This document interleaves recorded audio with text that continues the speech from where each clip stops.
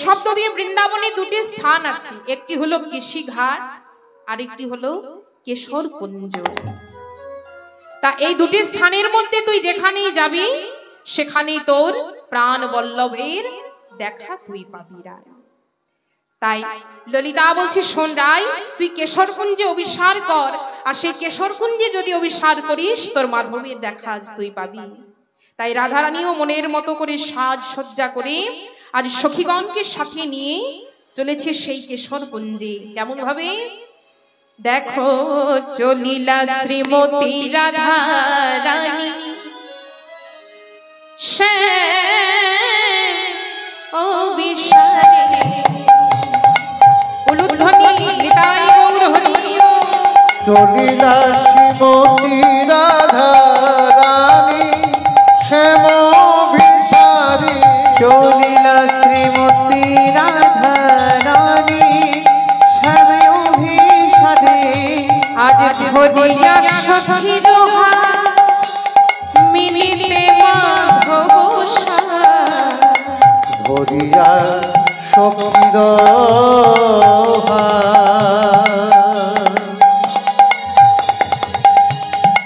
পড়ে যাই রে আমার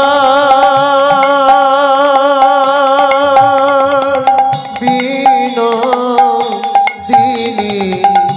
শ্যাময় অভিসারে। ধরিয়া সখীর মিলিতে মধুর চলে অভিমানী রায় ধনি কত গৌরব করে। চলে অভিমানী রায় ধনি কত গৌরব করে। চলে অভিমানী রায় ধনি কত গৌরব করে। আজ চলিলা শ্রীমতী রাধারানী শ্যাম অভিসারে। চলিলা শ্রীমতী রাধারানী শ্যাম অভিসারে। তাই শ্রীমতী রাধারানী আজ মনের মতো করে সাজ সজ্জা করেছেন। সখীগণ নিজের হাতে করে রাধারানীকে সাজিয়ে দিয়েছেন। দেখুন মা, অপরূপ ভাবে সাজ সজ্জা করে রাধারানী চলেছে কোথায়? কেশরকুঞ্জে। এবার কেশরকুঞ্জে এসে যখন দাঁড়িয়েছে তখন প্রিয় সখী ললিতাকে কাছে রেখে বলছে, ললিতা এক কাজ কর, বলি আমার মাধব এই কুঞ্জে আসবে। ও ললিতা, এবার তোরা মনের মতো করে আমার মাধবের জন্য কুঞ্জ সাজিয়ে দে। তখন ললিতা বলছে, রায় তুই যে আমাদের কুঞ্জ সাজাতে বলছিস, আমরা কেউ কুঞ্জ সাজাতে পারি না। বলি কেমন করে কুঞ্জ সাজাবো? ঠিক এমন সময় পদকর্তা চণ্ডীদাস ভাবাবেশে এলেন মধুময় শ্রীরাম বৃন্দাবন ধামে। এসে বলছে, ললিতা আজ তোমাদের এত চিন্তিত দেখাচ্ছে কেন? কিছু হয়েছে? ললিতা বলছে, জানো ঠাকুর, আজ আমাদের কুঞ্জে প্রাণ গোবিন্দ আসবে, কিন্তু আমরা কেউ কুঞ্জ সাজাতে পারি না। কেমন করে মাধবের জন্য কুঞ্জ সাজাবো আমরা সে কথাই ভাবছি। বলে, ও তাই বুঝি? তোমাদের মাধব তোমাদের কুঞ্জে আসবে? আচ্ছা বেশ, আমি তোমাদের বলে দেব কেমন করে কুঞ্জ সাজাবে, কিন্তু তার আগে বলো তো তোমাদের গোবিন্দের অঙ্গের রং কেমন?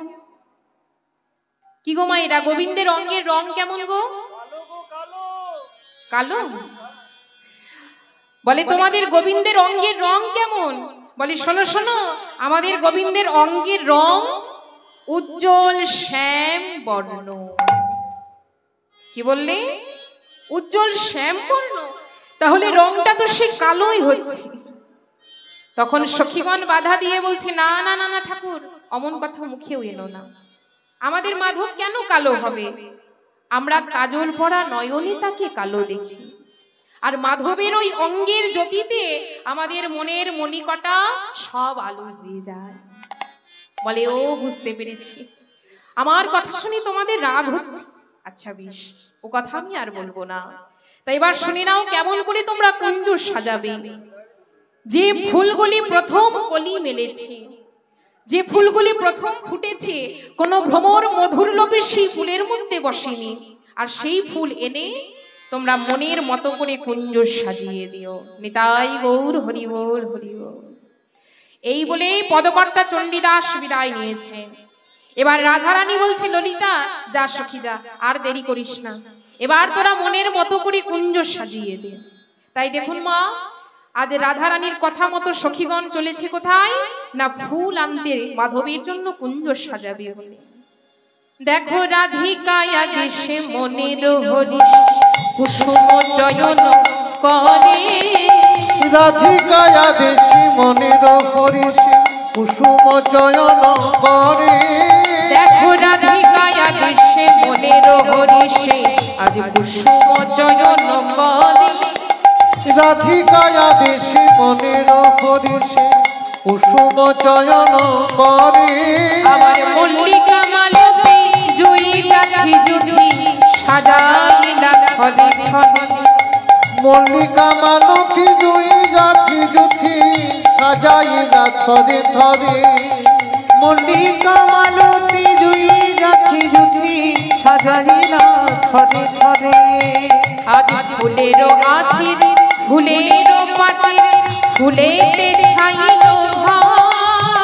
ফুলেরও আচির ফুলেরও পাচির ফুলেতে ছাইলো ঘর। আবার ফুলেরও বালিশ আলিশ কারণ প্রতি ফুলে ফুলে। ফুলেরও বালিশ আলিশ কারণ প্রতি ফুলে ফুলে সব। তাই রাধারানীর কথা মতো ললিতা বিশাখা সখীগণ মিলে আজ এবন সেবন থেকে ফুল এনেছে। যে ফুলগুলি প্রথম ফুটেছে কোনো ভ্রমর মধুর লোভে বসেনি সেই ফুলের মধ্যে, আর সেই ফুল এনে তারা গোবিন্দের জন্য কুঞ্জ সাজিয়েছে।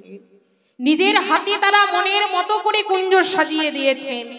আর মনে মনে চিন্তা করছি, আজ আমাদের মাধব এই কুঞ্জে এলে আমরা মনের মতো করে মাধবকে সাজিয়ে দেব, মনের মতো করে আমার মাধবকে আজ সেবা দেব। তাই মনের মতো করে তারা কুঞ্জ সাজিয়ে দিলেন। আচ্ছা মায়েরা, চলুন আমরাও সকলে মিলে আমার প্রাণ গোবিন্দের জন্য একটু কুঞ্জ সাজাই, কেমন?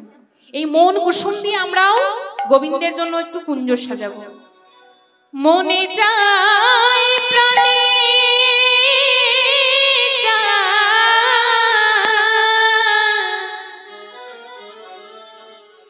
এই মনে চাই প্রাণে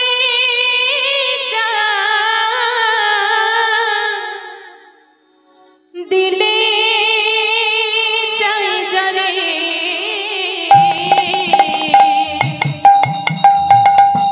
কি গো মায়েরা, গোবিন্দের জন্য কুঞ্জ সাজাবেন তো? হ্যাঁ, তাহলে সকলে মিলে একটু উলুধ্বনি করতে হবে। আচ্ছা দেখুন, এই উলুধ্বনি বারবার কেন দিতে বলছি?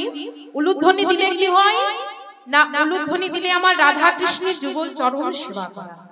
তাই যত আপনারা উলুধ্বনি দেবেন আপনাদেরই কিন্তু লাভ, কেমন? তার জন্য সবাই মিলে একবার উলুধ্বনি জোর করে, তোমরা কুঞ্জ সাজাও গো আজ আমার প্রাণনাথ আসিতে পারে।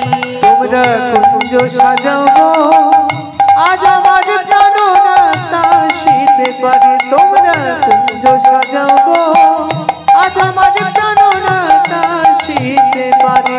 এই মনে চাই প্রাণে চাই, মনে চাই প্রাণে চাই, দিলে চাই জানে তোমরা কুঞ্জ সাজাও আজ আমার প্রাণনাথ আসিতে পারে। তোমরা কুঞ্জ সাজাও গো আজ আমার প্রাণনাথ আসিতে পারে।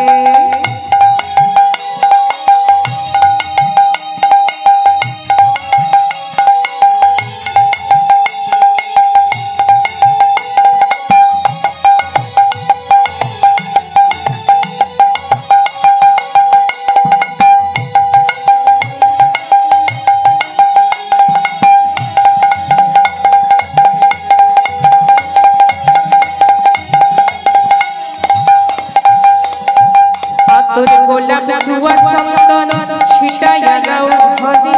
আতর গোলাপ জুয়া চন্দন ছিটাইয়া দাও ঘরে। আতর গোলাপ জুয়া চন্দন ছিটাইয়া দাও ঘরে। আতর গোলাপ জুয়া চন্দন ছিটাইয়া দাও ঘরে। আর সাজাও গো তোমরা সাজাও গো, আর সাজাও গো ফুলের বিছানা পবিত্র অন্তরে। তোমরা সাজাও গো তাই গো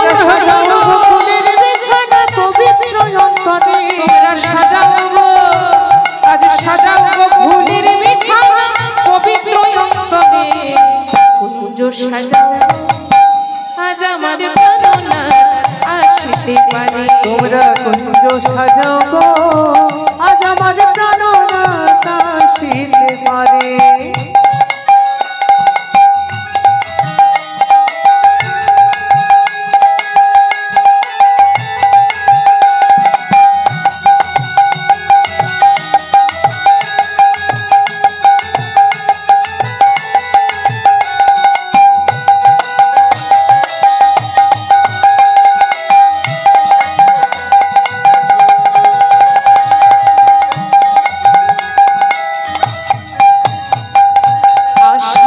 আসিতে পারে ভরসায়ন্তনে। আসিলে আসিতে পারে ভরসায়ন্তনে। ও মায়েরা, কোনো ভক্ত যদি মন দিয়ে ভগবানকে ডাকে, যদি মন দিয়ে ভগবানকে চায়, সেই ভক্তের কাছে ভগবান ছুটে না এসে থাকতে পারে না, তাই তো? তাহলে আমরাও যদি মন প্রাণ দিয়ে, এই মন কুসুম দিয়ে গোবিন্দের জন্য কুঞ্জ সাজাই, আমার গোবিন্দও ঠিক সেই কুঞ্জে আসবে। আসিলে আসিতে পারে ভরসায়ন্তনে। আসিলে আসিতে পারে ভরসায়ন্তনে। আরে করিমে কয় করিমে কয়, দেখো করিমে কয় পাইলে কি আর ছাইরা দিতাম তারে। করিমে কয় আহা করিমে কয় পাইলে কি আর ছাইরা দিতাম তারে। দেখো করিমে কয়, আজ করিমে কয় পাইলে কি আর ছাইরা দিতাম তারে। একটু করতালি দিয়ে সবাই মিলে হাত তুলে তোমরা কুঞ্জ সাজাও আজ আমার প্রাণনাথ আসিতে পারে। তোমরা কুঞ্জ সাজাও গো আজ আমার প্রাণনাথ আসিতে পারে। তোমরা কুঞ্জ সাজাও আজ আমার প্রাণনাথ আসিতে পারে। তোমরা কুঞ্জ সাজাও গো প্রাণনাথ আসিতে পারে। ওগো আজ আমার প্রাণনাথ আসিতে আজ পারে। আমার প্রাণনাথ আসিতে পারে। ওগো আজ আমার প্রাণনাথ আসিতে পারে। আজ আমার প্রাণনাথ আসিতে ওগো পারে। আজ আমার প্রাণনাথ আসিতে পারে। নিতাই গৌর হরি বল হরি বল। তাই সখীগণ সেই কুঞ্জ সাজিয়ে রেখেছে আমার গোবিন্দের জন্য। তারা নিজের হাতে করে এবন সেবন থেকে ফুল এনে গোবিন্দের জন্য কুঞ্জ সাজিয়েছে। আর রাধারানী কি করেছেন? ওমা অনুরাগের সুতো দিয়ে রাধারানী মালা গেঁথে রেখেছে। সেই মালা গেঁথে রাধারানী চিন্তা করছে, এই কুঞ্জে যখন আমার মাধব আসবে, তখন এই মাধবকে এই মালা আমি পরিয়ে দেব। তাই রাধারানীও গোবিন্দের অপেক্ষায় বসে আছেন। রাধারানী মনের মতো করে কুঞ্জ সাজিয়ে আমার গোবিন্দের জন্য অপেক্ষা করছে। কিন্তু গোবিন্দ আছে কোথায়? না দাদা বলরামের সাথে শয়নে। ওমা বলরামের সাথে শয়নে আছেন। হঠাৎ আমার গোবিন্দের মনে পড়ে যায় যে আমি রাধারানীকে আজ কথা দিয়েছি রাধারানীর কুঞ্জে আমি যাব। কিন্তু দাদা যদি না ঘুমায়, তাহলে রাধারানীর কুঞ্জে আমার যাওয়া হবে না। তাই গোবিন্দ শরণ নিয়েছেন লীলার সহায়কারিণী মা যোগমায়া। আর যোগমায়াকে যখন শরণ করেছেন, যোগমায়া নিজে এসে দাদা বলরামের দুনয়নে অবস্থান করেছে। আর বলরামের দুনয়নে অবস্থান করতে দাদা বলরাম ঘুমিয়ে পড়েছে। সেই সুযোগে গোবিন্দ তার সাধের মুরলি হাতে নিয়ে রাধারানীর কুঞ্জে চলেছে। কিন্তু বাবা, গোবিন্দ রাধারানীর কুঞ্জে যাচ্ছেন ঠিকই, কিন্তু রাধারানীর কুঞ্জে যেতে হলে তাকে যে চন্দ্রাবলীর কুঞ্জের দ্বার দিয়ে আগে পেরিয়ে যেতে হবে। তাই গোবিন্দ চিন্তা করছে, আমি তো রায়ের কুঞ্জে যাচ্ছি, কিন্তু রাধারানীর কুঞ্জে যেতে হলে চন্দ্রাবলীর কুঞ্জের দ্বার তো আমায় পেরোতে হবে। তাই চরণের নূপুরকে বলছে, শোন নূপুর, আমি চলেছি রাধারানীর কুঞ্জে, আমায় যেতে হবে চন্দ্রাবলীর কুঞ্জের দ্বার দিয়ে। দেখিস নূপুর, আজ যেন তুই ভুলেও বেজে উঠিস না, তুই যেন চন্দ্রাবলীর কুঞ্জের দ্বারে ভুলেও বেজে উঠিস না। ওমা যখন চরণের নূপুরকে গোবিন্দ এই কথা বলছে, চরণের নূপুর মনে মনে চিন্তা করছে যে ভগবানের সাথে ভক্তের মিলনের সুযোগ আমি পেয়েছি। চন্দ্রাবলীও গোবিন্দের ভক্ত, চন্দ্রাবলীও নীতি নীতি কুঞ্জ সাজিয়ে রাখে আমার গোবিন্দের জন্য। চন্দ্রাবলীও গোবিন্দের অপেক্ষায় বসে থাকে। তাই নূপুর চিন্তা করছে, আজ যখন এত বড় সুযোগ পেয়েছি, ভক্তের সাথে ভগবানের মিলনের সুযোগ, এই সুযোগ আমি কোনো মতে হারাবো না। তাই দেখুন, যখন চন্দ্রাবলীর কুঞ্জের দ্বারে গোবিন্দ এসেছে, তখন রুমঝুম রুমঝুম রুমঝুম করে বেজেছে আমার গোবিন্দের সেই চরণের নূপুর। নিতাই গৌর হরি বল, হরি বল। গোবিন্দের চরণের নূপুরের ধ্বনি যখন বেজেছে, এদিকে চন্দ্রাবলীর দাসী পদ্মা শুনতে পেয়েছে গোবিন্দের ওই নূপুরের ধ্বনি। তাই চন্দ্রাবলীকে ডেকে বলছে, চন্দ্রা, ওরে ও চন্দ্রা, এসে দেখে যা চন্দ্রা, তোর কুঞ্জের পাশ দিয়ে কে চলে যায়। চন্দ্রাবলী তাড়াতাড়ি করে বাইরে বেরিয়ে এসেছে, বলে, কে যায়? আমার কুঞ্জের পাশ দিয়ে কে চলে যায়? এ কি গোবিন্দ, তুমি? আজ আমার কি সৌভাগ্য, তুমি আজ আমার কুঞ্জে এসেছো। এসো বধূ, আজ যখন আমার কুঞ্জে তুমি এসেছো, আমি তোমায় মনের মতো করে সাজিয়ে দেব, তোমায় মনের মতো করে সেবা দেব বধূ, আর তুমি দাঁড়িয়ে থেকো না। তখন গোবিন্দ বলছে, চন্দ্রা, তুমি আজকে আমাকে ছেড়ে দাও, আমি অন্যদিন এসে তোমার মনোবাসনা ঠিক পূর্ণ করে যাব। চন্দ্রাবলী বলছে, বধূ, আমি জানি তুমি নীতি নীতি এই কুঞ্জের পাশ দিয়ে পেরিয়ে যাও, তোমার নূপুরের ধ্বনি আমি শুনতে পাই, কিন্তু জানো বধূ, কোনোদিন যে তোমায় আমি ধরতে পারি না।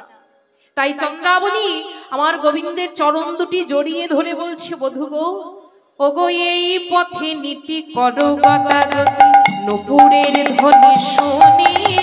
এই পথে নীতি করো গতাগতি, নূপুরের ধ্বনি শুনি। বলি, এই পথে নীতি করো গতাগতি, নূপুরের ধ্বনি শুনি। এই পথে নীতি করো গতাগতি, নূপুরের ধ্বনি শুনি। ওই রাধা শনিবাস আমার নৈরাশ, আমি বলছি একাকিনী। রাধা শনিবাস আমার নৈরাশ, আমি বলছি একাকিনী। বলো, আমি কি জগৎ ছাড়া বটি? আমি কি জগৎ ছাড়া বটি? বলো, আমি কি জগৎ ছাড়া বলো, বটি? আমি কি জগৎ ছাড়া বটি? চন্দ্রাবলী বলছে, বধূ, এই পথে তুমি নীতি নীতি পেরিয়ে যাও, তোমার নূপুরের ধ্বনি শুনতে পাই, কিন্তু কোনোদিন তোমায় ধরতে পারি না। আচ্ছা বধূ, সবাই তো বলে তুমি নাকি জগৎপতি, তুমি নাকি জগতের না।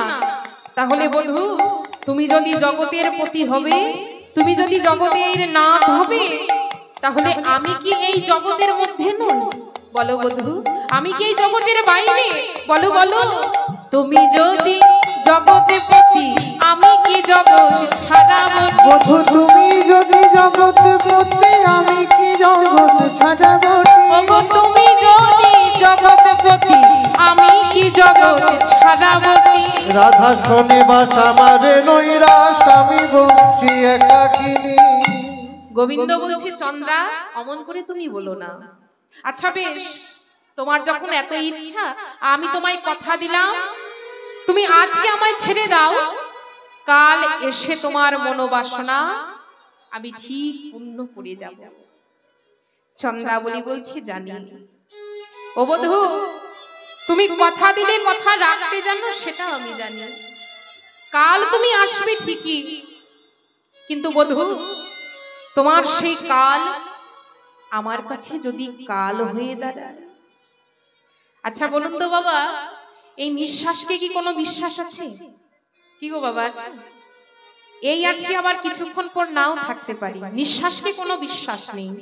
যখন ভবপারের ডাক আসবে, সব কিছু ফেলে আমাদের সকলকে কিন্তু বিদায় নিতে হবে, তাই না বাবা? অথচ দেখুন, এই দুদিনের জন্য আমরা খেলা ঘর বানতে এসেছি পৃথিবীতে। তা দুদিনের জন্য মায়ার সংসারে এসে আমরা বড় আমার আমার করি। আমার ছেলে, আমার সন্তান, আমার কন্যা, আমার বাড়ি, আমার ঘর, আমার স্বামী, এই আমার আমার আমার আমার করতে করতে সারা জীবন আমাদের কেটে যায়। কিন্তু যেদিন আমরা এই পৃথিবীতে এসেছিলাম, সেদিন কি কিছু সঙ্গে নিয়ে এসেছিলাম না? যেদিন এসেছিলাম কিছু নিয়ে আসিনি, আর যেদিন যাব কিছু নিয়েও যাব না। হরি বল। এই পৃথিবীতে আমরা এসেছি একা, যেতে হবেও আমাদের একা, সঙ্গে যাবে শুধুমাত্র হরি নাম।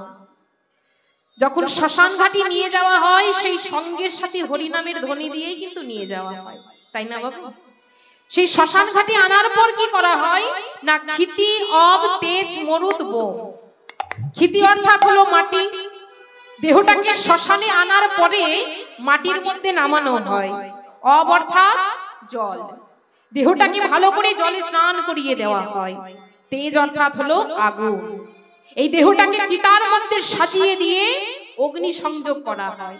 এবার যখন অগ্নি সংযোগ করা হয়, সে অগ্নি সংযোগ করার সাথে সাথে কোথা হতে ছুটতে ছুটতে আসে মরুত অর্থাৎ বাতাস। আর বাতাসে উড়তে উড়তে উড়তে উড়তে বোম অর্থাৎ আকাশ। সেই পঞ্চভূতের দেহ পঞ্চভূতে মিলিন হয়ে গেল। নিতাই গৌর হরি বল হরি বল। তাই এই দুদিনের জন্য মায়ার সংসারে এসে অহংকার করা বৃথা, তাই না মা? দেখুন চন্দ্রাবলী বলছে, বধূ কাল তুমি আসবে ঠিকই, কিন্তু তোমার সেই কাল আমার কাছে যদি কাল হয়ে দাঁড়ায়। তাই বধূ হে, চন্দ্রাবলী গোবিন্দের চরণ দুখানি জড়িয়ে ধরে বলছে, বধূ তোমায় ছাড়িয়া নাহি দেব, তোমায় ছাড়িয়া নাহি দেব, আমার হিয়ার মাঝে রাখিব তোমারে সদাই দেখিতে পাবো, সদাই দেখিতে পাবো, সদাই দেখিতে পাবো। আমার হৃদয় কুঞ্জে রেখে দেব, আমার হৃদয় কুঞ্জে রেখে দেব, আমি হৃদয় ছাড়া করব না হে, বধূ হৃদয় কুঞ্জে রেখে দেব, হিয়ার মাঝারে রাখিব তোমারে সদাই দেখিতে পাবো। আচ্ছা সকল ভক্তদের বলছি, আমার কমিটি দাদারা আপনাদের কাছে যাবে, যার যেমন সামর্থ্য একটু ভগবানের নামে দান করবেন। আমি কিন্তু আগেই বলেছি, যদি আপনারা মন দিয়ে দান করেন, যেটুকু দান করেন, যেটুকু আপনাদের সামর্থ্য, যদি মন দিয়ে দান করতে পারেন, তাহলে ভগবানের ব্যাংকে কিন্তু সেটা জমা থাকবে। তাই যার যেমন সামর্থ্য আমার দাদাদের একটু আপনারা দান করবেন, যেন এই হরিবাসরকে তারা প্রতি বছর চালিয়ে যেতে পারে। তাই সকলে মিলে একটু আমার দাদা ভাইদের দান করবেন। নিতাই গৌর হরি বল হরি বল। এবার চন্দ্রাবলী গোবিন্দের চরণ দুখানি জড়িয়ে ধরে বলছে, বধূ এসো, আজ যখন তুমি আমার কুঞ্জে এসেছো, আমি তোমায় মনের মতো করে সাজিয়ে দেব, মনের মতো করে তোমায় সেবা দেব। আচ্ছা বধূ, তোমার গলে যে মালাটি রয়েছে সেটি আমার গলে পরিয়ে দেবে বধূ। গোবিন্দ নিজ গলার মালাখানি চন্দ্রাবলীর গলে পরিয়ে দিলেন। এবার অনেক অনুনয় বিনয় করলেন, কিন্তু কোনো কাজ হলো না। তাই কোনো উপায় না পেয়ে আজ চন্দ্রাবলীর কুঞ্জে আমার গোবিন্দ এলেন। আর চন্দ্রাবলী যখন গোবিন্দকে সেই কুঞ্জের মধ্যে পেয়েছেন, মনের স্বাদে আমার গোবিন্দকে সাজিয়ে দিয়েছে, মনের স্বাদে নিজের হাতে করে গোবিন্দকে সাজাচ্ছে চন্দ্রাবলী। কেমন ভাবে? মনসাধে সাজাই চন্দ্রাবলী, মনসাধে সাজাই চন্দ্রাবলী, মনসাধে সাজাই চন্দ্রাবলী, মনসাধে সাজাই চন্দ্রাবলী। শূন্য হৃদয় পূর্ণ হলো পাইয়া বনমালী, সাজাই চন্দ্রাবলী, মনসাধে সাজাই চন্দ্রাবলী, মনসাধে সাজাই চন্দ্রাবলী। আর কনক আসন পাতে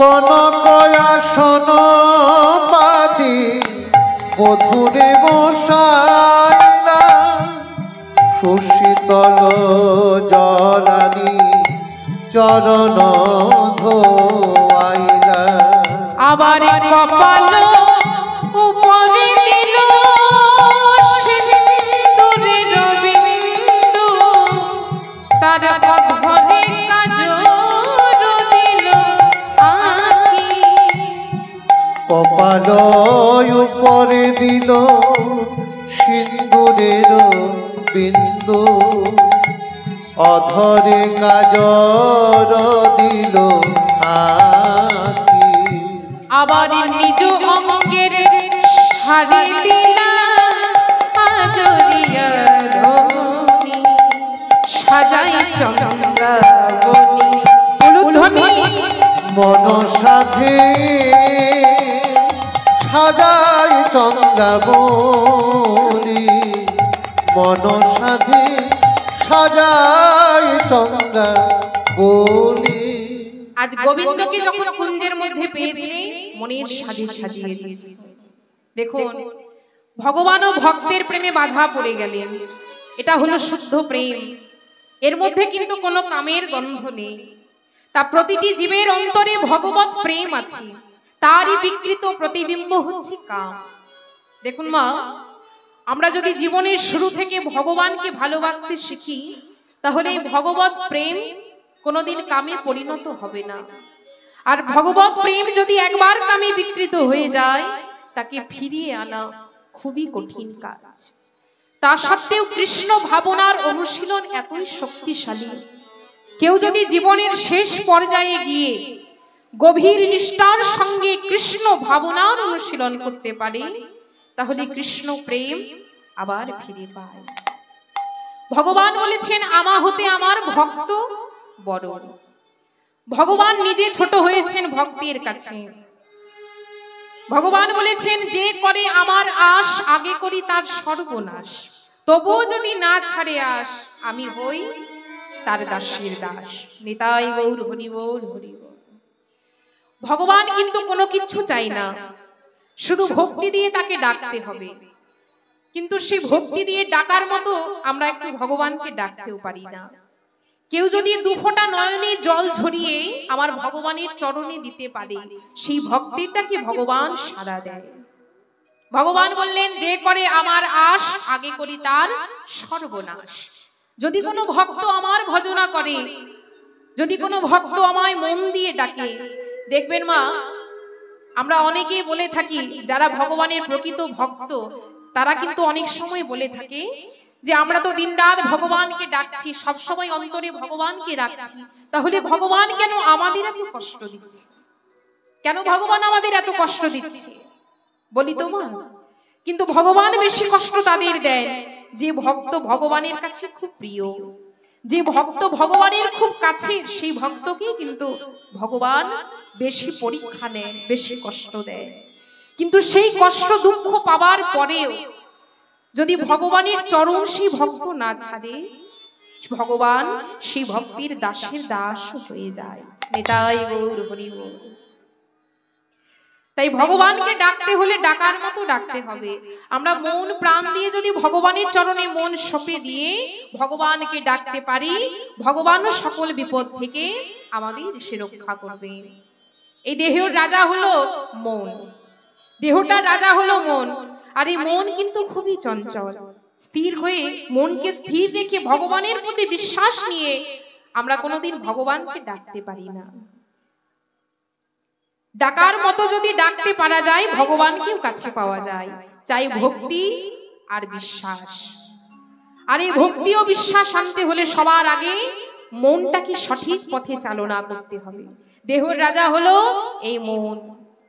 তা একদিন রাধা গোবিন্দ একাসনে বসে আছেন, ঠিক এমন সময় গোবিন্দ উঠে গিয়ে আবার ফিরে এলেন। তখন রাধারানী বলছে, বধূ তুমি উঠে গিয়ে আবার ফিরে এলে কেন?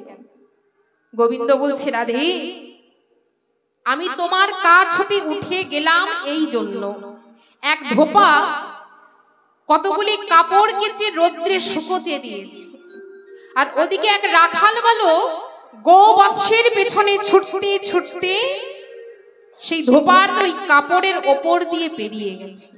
তা ধোপার তো খুব রাগ হয়েছে, তাই ওই রাখাল বালককে মারার জন্য হাতে লাঠি নিয়ে ছুটলো পেছনে পেছনে। সেই ভয়ে হে গোবিন্দ রক্ষা করো, হে গোবিন্দ রক্ষা করো, তার কাতর আর্তনাদে আমি তার কাছে ছুটে গেলাম। কিন্তু জানো রাধে, তার কাছে গিয়ে আমি কি দেখলাম? গিয়ে দেখলাম আমার অপেক্ষা না করে সে নিজেই একটা পাথর তুলেছে ওই ধোপাকে মারার জন্য। তাই আমি ফিরে এলাম। তদ্রূপ মনকে স্থির রেখে ভগবানের ওপর বিশ্বাস রাখতে হবে। ভগবান এই হৃদয় মাঝেই বিরাজ করছে। তাই তো বিশ্বকবি কলম দিলেন, আমার হিয়ার মাঝে লুকিয়েছিলে, দেখতে আমি পাইনি, তোমায় দেখতে আমি পাইনি। হিয়ার মাঝে লুকিয়েছিলে, দেখতে আমি পাইনি, তোমায় দেখতে আমি পাইনি। বাহির পানি চোখ মিলেছি, বাহির পানি আমার হৃদয় পানি চাইনি। আমার হিয়ার মাঝে লুকিয়েছিলে, দেখতে আমি পাইনি, তোমায় দেখতে আমি পাইনি। আমার সকল ভালোবাসা, সকল আঘাত, সকল আশা, আমার সকল ভালোবাসা, সকল আঘাত, সকল আশা, আমার সকল ভালোবাসা, সকল আঘাত, সকল আশা, আমার সকল ভালোবাসা, সকল আঘাত, সকল আশায় তুমি ছিলে আমার কাছে, তুমি ছিলে, আমি তোমার কাছে যাইনি। আমার হিয়ার মাঝে লুকিয়েছিলে, দেখতে আমি পাইনি, তোমায় দেখতে আমি পাইনি। আমার হিয়ার মাঝে লুকিয়েছিলে, দেখতে আমি পাইনি, তোমায় দেখতে আমি পাইনি। নিতাই গৌর হরি বল, হরি বল। তাই ডাকার মতো যদি কোনো ভক্ত ভগবানকে ডাকে, সেই ভক্ত যদি দুফোঁটা নয়নের জল ঝরিয়ে ভগবানকে ডাকতে পারে, ভগবানও সকল বিপদ থেকে সেই ভক্তকে সে রক্ষা করে। তাই দেখুন, চন্দ্রাবলী যখন আমার গোবিন্দকে পেয়েছে, তখন মনের সাথে আমার গোবিন্দর সেবা দিচ্ছে, মনের মতো করে আমার গোবিন্দকে সাজিয়ে দিয়েছে। আর গোবিন্দ চন্দ্রাবলীর কুঞ্জে রয়েছে। এদিকে শ্রীমতী রাধারানী আমার আজ গোবিন্দের জন্য কুঞ্জ সাজিয়ে রেখে ললিতা বিশাখাকে বলছে, সখী রে, আমরা যে মাধবের জন্য কুঞ্জ সাজালাম, কিন্তু দেখ সখী, আমার মাধব এই কুঞ্জে এলো না। ওরে সখী, এই অনুরাগের সুতো দিয়ে আমি মালা গেঁথেছিলাম আমার মাধবীর গলে পড়াবো বলে, কিন্তু আমার মাধব যে আমার কুঞ্জে আজ আর এলো না। তাই ললিতা বিশাখাকে ডেকে বলছে, সখী, ওরে সখী রে,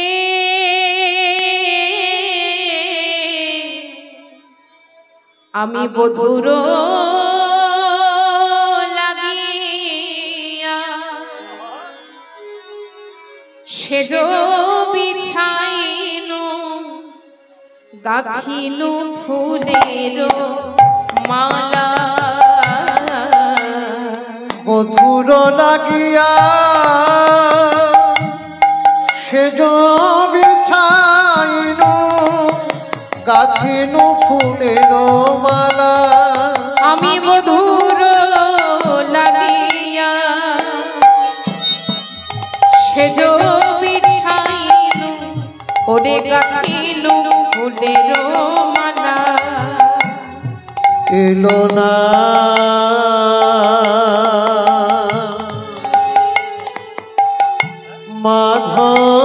মাধব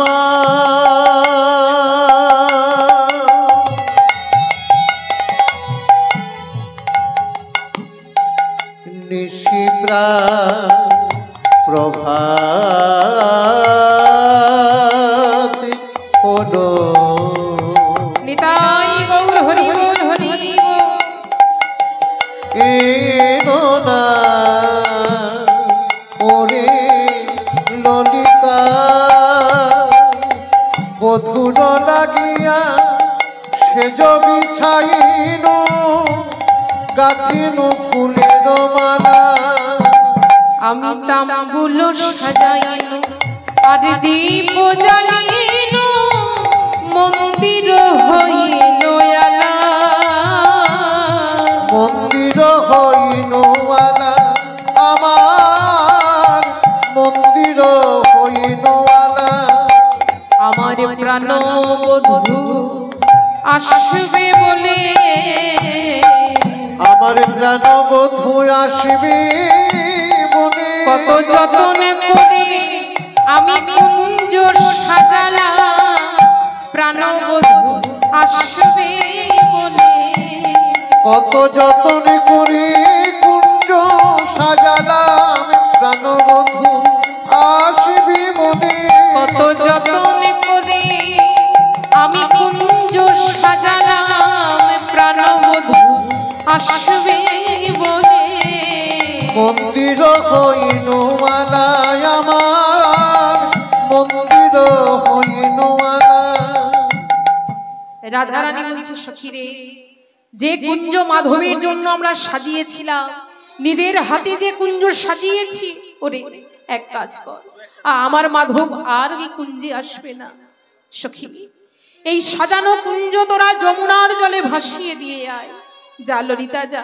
ওরে বিশাখা যে কুঞ্জ মাধবের জন্য সাজিয়েছিলাম সেই কুঞ্জ যমুনার জলে ভাসিয়ে দিয়ে আয় তাই ললিতা বিশাখা সেই কুঞ্জ যমুনার জলে ভাসিয়ে দিল এসে বলছে হ্যাঁ রাই এত করে তোকে বারণ করলাম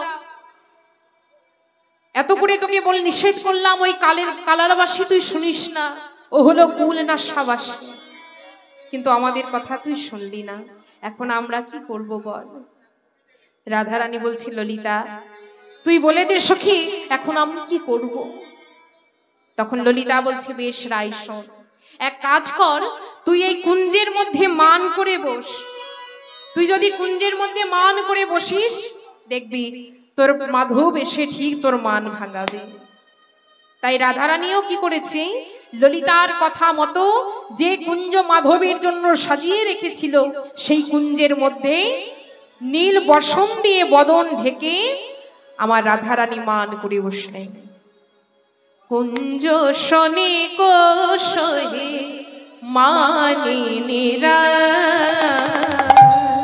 কুঞ্জ শনি কোশহি মানি নিরা কুঞ্জ শনি কোশহে মানি নিরা কুঞ্জ শনি কোশহি মানি নিরা অরুণি বলোচনে সখী মুখ চায় অরুণী মনোচনে সখী মুখ চায় অরুণি বলোচনে সখী মুখ চায় অরুণী মনোচনে সখী মুখ চায় কুঞ্জ শনি কোশহে মানি নিরা কুঞ্জ শনি কোশহি মানি নিরা কুঞ্জ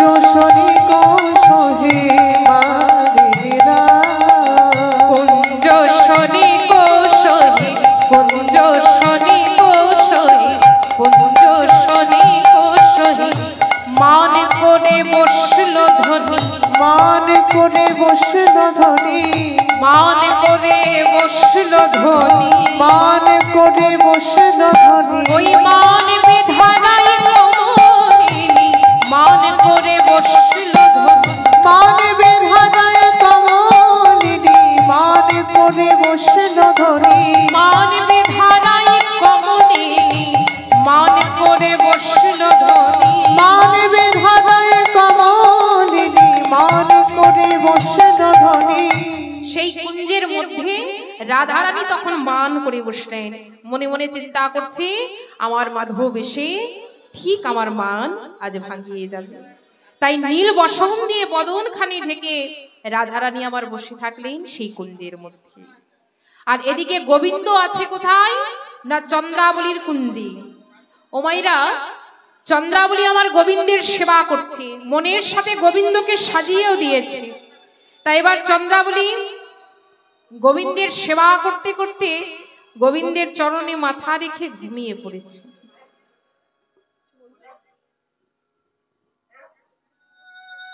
সুধী দর্শনলি ও শ্রোতাবৃন্দ এবং ভক্তিমতী মায়েরা, রাধারানী দাসের কীর্তন শুনিয়া টুরাপাড়া গ্রাম নিবাসী শ্রীযুক্ত বাবু অনুপ বাছাড় 101 টাকা দিয়ে পুরস্কৃত করলেন। এরই সাথে তিলডাঙ্গা গ্রাম নিবাসী শ্রীযুক্ত বাবু অনুপ দোলই 50 টাকা দিয়ে পুরস্কৃত করলেন। জয় নিতাই।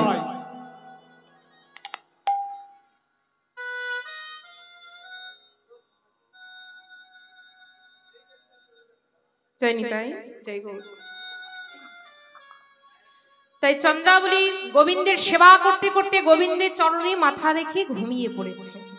গোবিন্দ চিন্তা করছে এটাই সুযোগ, এই সুযোগে আমায় রায়ের কুঞ্জে যেতে হবে। তাই সে স্বাদের মুরলি হাতে নিয়ে আমার গোবিন্দ এসে দাঁড়িয়েছেন রাধারানীর কুঞ্জে।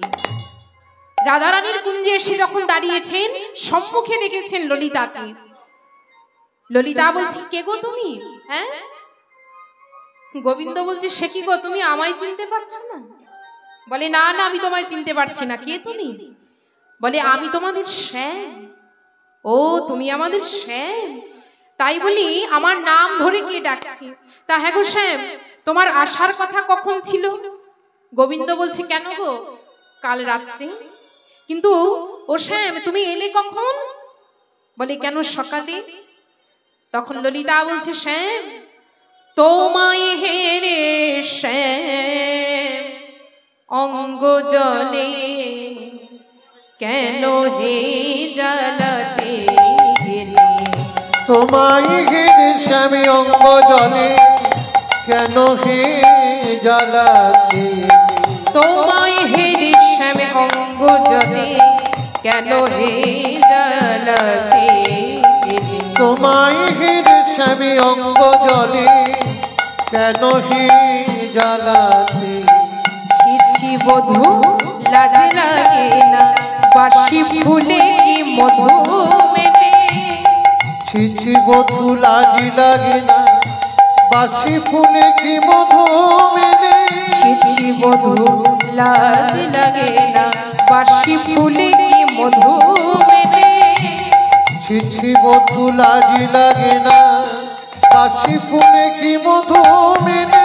কত নিশীতে কোনে কুঞ্জেতে কোন ফুলেতে মজেছিলে, আবার সখ্য ভাবে ভাব রাখিতে প্রভাতে আসি দেখা দিলে। কত নিশীতে কোনে কুঞ্জেতে কোন ফুলেতে মজেছিলে, সখ্য ভাবে ভাবে রাখিতে প্রভাতে আসি দেখা দিলে। তুমি ফিরে যাও হে রসময়, তোমার হয়ে গেছে অসময়। ফিরে যাও হয়ে গেছে অসময়। তুমি ফিরে যাও হে রসময়, তোমার হয়ে গেছে অসময়। ফিরে যাও হে রসময়, হয়ে গেছে অসময়। ক্ষুধার সময় বয়ে গেলে ভালো লাগে কি সুধা দিলে? ক্ষুধার সময় বয়ে গেলে ভালো লাগে কি সুধা দিলে? তোমায় হেরে শ্যামে অঙ্গ জলে, তোমায় হেরে শ্যামে অঙ্গ জলে। ললিতা গোবিন্দকে বলছে শোনো শোনো ও শ্যাম, শুনেছি প্রভাত কালে যদি গোবিন্দ বদন কেউ দর্শন করে তার নাকি দিনটা খুব ভালো যায়। তাই ললিতা বলছে আজ যখন এসেছো ভালোই করেছো। আচ্ছা একটা কথা বলবো শ্যাম। গোবিন্দ বলছে বলো। ললিতা বলছে ও শ্যাম, এত সুন্দর করে তুমি সেজেছো আর তোমার মুখখানা অমন শুকিয়ে গেছে কেন শ্যাম? গোবিন্দ বলছে শোনো শোনো, কি হয়েছে জানো? কাল সারা রাত্রি তোমাদের রাধা রানীর কথা আমি চিন্তা করেছি, আর তোমাদের ওই রায়ধনির কথা চিন্তা করতে করতে আমার এই দশা হয়ে গেছে। বলে তাই বুঝি? তা হবে না কেন? আমাদের রাধা রানীকে তো তুমি কম ভালোবাসো না।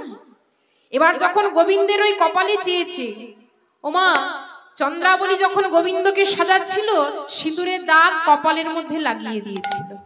সেই সিঁদুরের দাগ যখন ললিতা দেখেছে বলে হ্যাঁ গো শ্যাম, তোমার কপালে ওটা কিসের দাগ? সিন্দুর কাহে অলকা পুরি চন্দন কাহা গেল, সিন্দুর কাহে অলকা পুরি চন্দন কাহা গেল, সিন্দুর কাহে অলকা পুরি চন্দন কাহা গেল, সিন্দুর কাহে অলকা পুরি চন্দন কাহা গেল। ওই গিরি গোবর্ধনে, ওই গিরি গোবর্ধনে গৌরী কোশেবী প্রসাদী সিন্দুর লেহ, গিরি গোবর্ধনে গৌরী কোশেবী প্রসাদী সিঁদুর লেহ, ওই গিরি গোবর্ধনে গৌরী কোশেবী প্রসাদী সিন্দুর লেহ।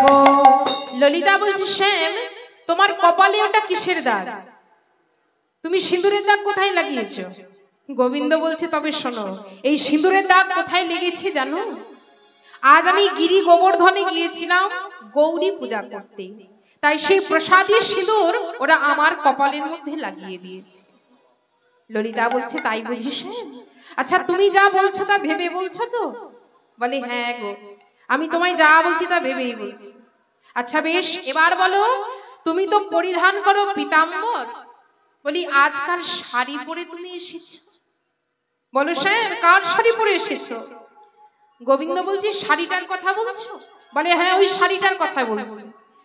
চন্দ্রাবলী নিজের শাড়ি গোবিন্দকে পরিয়ে দিয়েছিল, সেই শাড়ি দেখে ললিতা বলছে বলো বলো এই শাড়ি তুমি কোথায় পরে এসেছো? বলে তবে শোনো ললিতা, আমি তো কাল রাত্রে দাদা বলরামের সাথে শয়নে ছিলাম, তাহলে মনে হয় ভুল করে দাদার শাড়ি পরে আমি চলে এসেছি। বলে তাই বুঝি? আচ্ছা বেশ, তা হ্যাঁ গো তুমি যখন সব সত্যি কথা বলছো এবার একটা কথা জিজ্ঞাসা করি। আচ্ছা বলো তো শ্যাম, অঞ্জন কাহে গণ্ডস্থল হৃদ খণ্ড নয়ধরে, অঞ্জন কাহে গণ্ডস্থল হৃদ খণ্ড নয়ধরে, অঞ্জন কাহে গণ্ডস্থল হৃদ খণ্ড নয়ধরে, অঞ্জন কাহে গণ্ডস্থল হৃদ খণ্ড নয়ধরে। আবার উত্তরবতী, আজ উত্তরবতী উত্তর দিতে পরাজয় শশী শেখরে, উত্তরপতি উত্তর দিতে পরাজয় শশী শেখরে, উত্তরবতী উত্তর দিতে পরাজয় শশী শেখরে, উত্তরপতি উত্তর দিতে পরাজয় শশী শেখরে। এবার গোবিন্দ কিন্তু আর কোনো উত্তর দিলেন না। দেখুন চুপচাপ দাঁড়িয়ে আছে ললিতার সম্মুখে। তখন এমন সময় গোবিন্দ বলছে ললিতা, বলি আমার রায় কোথায় গো? তুমি আমায় বলতে পারবে কোথায় আমার রায়? ললিতা বলছে শোনো শ্যাম, তোমার রায় ওই কুঞ্জের মধ্যে মান করে বসে আছে। যাও শ্যাম যাও, যদি পারো আমাদের রাধারানীর মান তুমি ভাঙিয়ে এসো। তাই ললিতার মুখে এই কথা শোনা মাত্রই গোবিন্দ আমার ছুটতে ছুটতে চলেছে সেই কুঞ্জের মধ্যে, যেখানে রাধারানী আমার মান করে বসে আছেন সেখানে গিয়ে উপস্থিত হয়েছে। এবার রাধারানীর সম্মুখে গিয়ে বলছে রায়, ও রায় তুমি একবার মুখ ফিরে চেয়ে দেখো, আমি তোমার কাছে এসেছি। কিন্তু রাধারানী তাও মুখ ফিরে চাইছে না। সেই যে নীল বসন দিয়ে বদন ঢেকে বসে আছে, একবারও মুখ ফিরে চাইলেন না রাধারানী। গোবিন্দ করজোড়ে বলছে ওগো রাধে, ওগো প্রেমময়ী, তুমি যখন থেকে আমার প্রতি বিমুখ থেকেছ তখন থেকে আমার হৃদয় দগ্ধ হচ্ছে। রাধে কোনো ঔষধে জ্বালা ঘুচবে না, একমাত্র তোমার ওই মুখপদ্মের মধু এই জ্বালাকে নিবারণ করতে পারবে। চেয়ে দেখো রাধে, আমি তো তোমার কাছে এসেছি। ও রাধে, তুমি আমার অঙ্গের ভূষণ, আমার সারা অঙ্গে শুধু তুমি জড়িয়ে আছো। চেয়ে দেখো রাধে, আমি তোমার কাছে কথা দিয়ে কথা রাখতে পারিনি, আর সেই যন্ত্রণায় দগ্ধ করছে তোমার ওই হৃদয়। সত্যি যে আমি বড় অপরাধী রাধে। গোবিন্দ আমার রাধারানীর সম্মুখে করজোড়ে বলছি, রাধে বদসি যদি কিঞ্চিদপি দন্ত রুচি কোমলি, বদসি যদি কিঞ্চিদপি দন্ত রুচি কোমলি, বদসি যদি কিঞ্চিদপি দন্ত রুচি কোমলি, বদসি যদি কিঞ্চিদপি দন্ত রুচি কোমলি, হরতি দর তিমির মতি গৌরং ও গো রাধে, হরতি দর তিমির মতি ঘোর রাধে, হরতি দর তিমির মতি গৌরং ও গো রাধে, হরতি দর তিমির মতি ঘোর রাধে।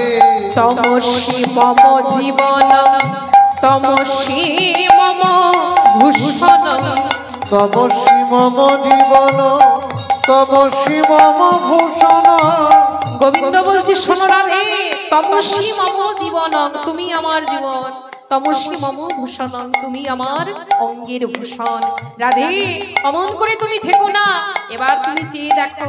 তমসি মম জীবন তমসি মম ভূষণ, তমসি মম জীবন তমসি মম ভূষণ। তমসি মম ভবজলধিরত্ন রাধে, তমসি মম ভবজলধিরত্ন রাধে, তমসি মম ভবজলধিরত্ন রাধে, তমসি মম ভবজলধিরত্ন রাধে। ওগো তুমি আমার অঙ্গের ভূষণ, তুমি আমার অঙ্গের ভূষণ। রাধে তুমি আমার অঙ্গের ভূষণ, সারা অঙ্গে শুধু তুমি জড়িয়ে আছো। চেয়ে দেখো, তুমি আমার অঙ্গের ভূষণ। রাধে তুমি আমার অঙ্গের ভূষণ। রাধে তুমি আমার প্রাণাধিকা, তুমি আমার অঙ্গের ভূষণ। তুমি আমার প্রাণাধিকা, তুমি আমার অঙ্গের ভূষণ। তুমি আমার প্রাণাধিকা, তুমি আমার অঙ্গের ভূষণ। রাধে তুমি আমার প্রাণাধিকা, তুমি আমার অঙ্গের ভূষণ। সরোবর লখণ্ডন মম শিরসি মণ্ডন, সরোবর লখণ্ডন মম শিরসি মণ্ডন। দেহি পদ পল্লব মোদার ও গো রাধে, দেহি পদ পল্লব মোদার। ভক্ত কবি জয়দেব গোস্বামী লিখলেন, সরোবরল খণ্ডনং মম শিরসি মণ্ডন। এর পরে শ্লোক আর জয়দেব লিখতে পারলেন না, তাই পুঁথি বন্ধ করে চলে গেলেন স্নান করতে। জয়দেবের মন কিন্তু বড়ই চঞ্চল হয়ে আছে। এদিকে ভগবান চিন্তা করছে, ভক্তাধীন ভগবান মনে মনে চিন্তা করছে, ওগো জয়দেব, পরের অংশ পূর্ণ করতে তুমি লজ্জাবোধ করছো। তাই ভগবান জয়দেবের রূপ ধারণ করে নিজে এসে দাঁড়িয়েছেন জয়দেবের কুটিরে। এসে ডাক দিচ্ছে পদ্মাবতীকে, পদ্মা পদ্মা।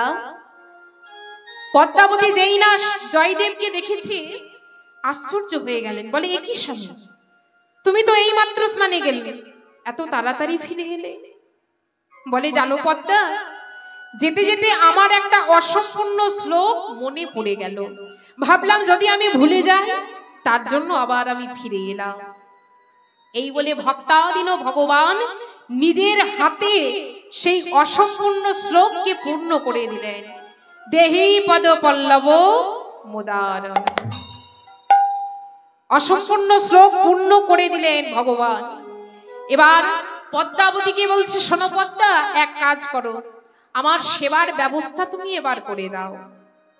তখন পদ্মাবতী বলছে, স্বামী, বলি এখনো যে আমাদের রাধা মাধবের সেবা হয়নি স্বামী, তুমি সেবা করবে? বলে, শোনো পদ্মা, তুমি মনে করো আমি তোমার রাধা মাধব। এই বলে পদ্মাবতী ভক্তরূপী ভগবানকে সেবা করিয়ে শয়ন কক্ষে রেখে নিজে যেই না প্রসাদ বদনে দিয়েছে, এমন সময় দাঁড়িয়ে এসে ডাক দিচ্ছে জয়দেব, পদ্মা, পদ্মা, একই পদ্মা, এখনো যে আমাদের রাধা মাধবের সেবা হয়নি, এখনো আমি ভোজন করিনি, আর তুমি সেবা করতে বসেছ? ছি পদ্মা, ছি। পদ্মাবতী যখন জয়দেবকে দেখেছি, এক দৃষ্টি চেয়ে আছে স্বামীর পানে। এ যে আমার ঘরেও স্বামী, বাইরেও স্বামী, এ যে আমার ঘরেও স্বামী, বাইরেও স্বামী, আমার ঘরেও স্বামী, এ যে আমার বাইরেও স্বামী, আমার ঘরেও স্বামী, বাইরেও স্বামী। আমি নারী কিছু বুঝতে নারী, আমার ঘরেও স্বামী, আমার বাইরেও স্বামী। আমি নারী গৌর হরি বল, হরি বল। বুঝিতে নারী, এ যে আমার ঘরেও স্বামী, বাইরেও স্বামী। জয়দেব বলছে, পদ্মা, এ তুমি কি বলছো পদ্মা? ঘরেও স্বামী, বাইরেও স্বামী, আমি কিন্তু কিছু বুঝতে পারছি না। পদ্মাবতী বলছে, স্বামী, আমি তো এই মাত্র তোমায় ভোজন করিয়ে শয়ন কক্ষে রেখে এলাম, নিজ হস্তে তুমি অসম্পূর্ণ শ্লোক পূর্ণ করলে, তাহলে কে আমার স্বামী? যে শয়ন কক্ষে রয়েছে সে নাকি তুমি? এদিকে ভক্তের ভগবান সেই অসম্পূর্ণ শ্লোক পূর্ণ করে দিয়ে অন্তর ধ্যান হয়েছে। পদ্মাবতী যখন জয়দেবকে কুটিরের ভেতরে এনেছে, এসে দেখছে শয্যা পাতা আছে, বাতাসে বইছে চন্দনের গন্ধ, কিন্তু কুটিরের ভেতরে কেউ নেই। এবার জয়দেব রাধা গোবিন্দের চরণ তলে বসে যখন পুঁথি খুলেছেন, অবাক হয়ে গেলেন। সেই পুঁথি খোলা মাত্রই দেখে কি, সেই অসম্পূর্ণ শ্লোক পূর্ণ করা রয়েছে, দেহি পদ পল্লব মুদারণ। সেই শ্লোক দেখে জয়দেব চমকে উঠলেন। পদ্মাবতীকে ডেকে বলছে, পদ্মা, তবে কি আমাদের রাধা মাধব এসেছিল? ওগো পদ্মা, তুমি ধন্য, ধন্য তোমার প্রতি সেবা, ধন্য এই বীরভূমের মাটি, ধন্য এই কেন্দ বিল্ল গ্রাম। পদ্মা, আজ তুমি আমার রাধা মাধবের দর্শন পেয়েছ, তুমি নিজের হাতে আমার রাধা মাধবের সেবা দিয়েছ, তুমি ধন্য পদ্মা। ওগো, আমি কি বলি জানো পদ্মা, ভগবান ভোজন করলে হয় প্রসাদ, আর ভক্ত যদি ভোজন করে হয় মহাপ্রসাদ। নিতাই গৌর হরি বল, হরি বল। ও পদ্মা, বলি ওই প্রসাদ তুমি একাই পেও না গো, দাও দাও প্রসাদ আমায় দাও গো, দাও দাও প্রসাদ আমায় দাও গো, তুমি দাও দাও প্রসাদ আমায় দাও গো, দাও দাও প্রসাদ আমায় দাও গো। আমি প্রসাদ পেয়ে ওগো ধন্য হব, তুমি দাও দাও প্রসাদ আমায় দাও গো। প্রসাদ পেয়ে ধন্য হব, দাও দাও প্রসাদ আমায় দাও গো। আমি প্রসাদ পেয়ে ধন্য হব, তুমি দাও দাও প্রসাদ আমায় দাও গো। প্রসাদ পেয়ে ধন্য হব, দাও তাই গোবিন্দ অনেক মান সাধনা করলেন, রাধারানীর মান কিন্তু ভাঙাতে পারলেন না। কোন উপায় না পেয়ে শ্রীমতী রাধারানীর চরণ দুটি জড়িয়ে ধরে আজ গোবিন্দ মান সাধনা করছেন। রাধারানীর চরণে ধরেছে, কিন্তু দেখুন মায়েরা, রাধারানীর চরণে ধরলেও রাধারানীর মান ভাঙাতে পারল না। কেন? রাধারানীর চরণ দুটি জড়িয়ে ধরেছে, তাও রাধারানীর মান ভাঙেনি। ওমা, কারণ রাধারানী অন্তর থেকে কৃষ্ণকে দর্শন করছিলেন। কেউ যদি অন্তর থেকে ভগবানকে দেখে, তার কি বাইরে ভগবানকে দেখার প্রয়োজন পড়ে গো? হ্যাঁ, রাধারানী তো অন্তর থেকে কৃষ্ণকে দেখছেন, তাই বাইরের কৃষ্ণকে দেখার কোনো প্রয়োজন তিনি মনে করেননি। কিন্তু গোবিন্দ তো অন্তর্যামী, যখন রাধারানীর অন্তরের কথা জানতে পেরেছেন, তখন রাধারানীর সেই অন্তরের কৃষ্ণকে হরণ করে নিলেন। সেই অন্তরের কৃষ্ণকে হরণ করে নিয়ে গোবিন্দ কুঞ্জের বাইরে বেরিয়ে গেলেন। আর কুঞ্জের বাইরে যখন বেরিয়ে গেলেন, সেই অন্তরের কৃষ্ণকে যখন হরণ করেছে, আর রাধারানীর মান নেই। মান গিয়ে এলো বিরহ। এদিকে কুঞ্জের সম্মুখে একটা বৃক্ষ ছিল, সেই বৃক্ষের ডালে বসেছিল সুখ আর শাড়ি। দেখুন বাবা, সুখ শাড়ি যখন দেখেছে, রাধারানীর চরণে ধরেছে গোবিন্দ, এই দৃশ্য দেখে তারা আর থাকতে পারল না। শাড়ি প্রতি সুখ তখন কহিছে বচন, এ রাধার গুণ তুমি করিছ বর্ণন। শাড়ি প্রতি সুখ তখন কহিছে বচন, এ রাধার গুণ তুমি করিছ বর্ণন। শাড়ি প্রতি সুখ তখন কহিছে বচন, এ রাধার গুণ তুমি করিছ বর্ণন। এ রাধার গুণ তুমি করিছ বর্ণন। ওই জগৎ জীবন কৃষ্ণ চরণে ধরিয়া, জগত জীবন কৃষ্ণ চরণে ধরিয়া, জগৎ জীবন কৃষ্ণ চরণে ধরিয়া, জগত জীবন কৃষ্ণ চরণে ধরিয়া। আর ফিরিয়া না চাহনি কি কুটিল হিয়া, ফিরিয়া না চাহনি কি কুটিল হিয়া, আজ ফিরিয়া না চাহনি কি কুটিল হিয়া। ফিরিয়া না চাহনি কি কুটিল হিয়া। সুখ শাড়ির মুখে যখন এই কথা শুনেছে, রাধারানী তার চরণ পানে চেয়েছেন, কিন্তু চরণ পানে চাইলেও যে মাধবের দেখা তিনি পেলেন না। কেন না? মাধব তো কুঞ্জের বাইরে বেরিয়ে গেছে। রাধারানী আমার যখন মাধবের দেখা পেল না, তখন ললিতাকে বলছে, ললিতা বল সখী, আমার মাধব কি এই কুঞ্জে আসেনি? ললিতা ললিতা বলছে, হ্যাঁ রায়, তোর মাধব এত করে তোর ওই চরণ দুটি জড়িয়ে ধরে মান সাধনা করলো, তুই একবার নয়ন মেলে চাইবি না? এখন বলছিস আমার মাধব আসেনি। রাধারানী বলছে, ললিতা আমি না হয় মান করেছিলাম, তোরা তো মান করিস। তোরা কেন আমার মাধবকে যেতে দিলি? কেন আমার মাধবকে তোরা আটকে রাখলি না? আর আমি আমার মাধবের সাথে আদর সাথে মান করেছিলাম। ললিতা বলছে, এক কাজ কর ওরাই, তুই এক কাজ কর, তুই আবার কুঞ্জের মধ্যে মান করে বস, দেখবি আবার তোর মাধব এসে তোর মান ভাঙাবে। রাধারানী বলছে, না সখী না, আর আমায় বাক্যবাণে দগ্ধ করিস না সখী। ঠিক এমন সময় মিলনের বৃন্দাদতী এসে দাঁড়িয়েছে রাধারানীর সম্মুখে।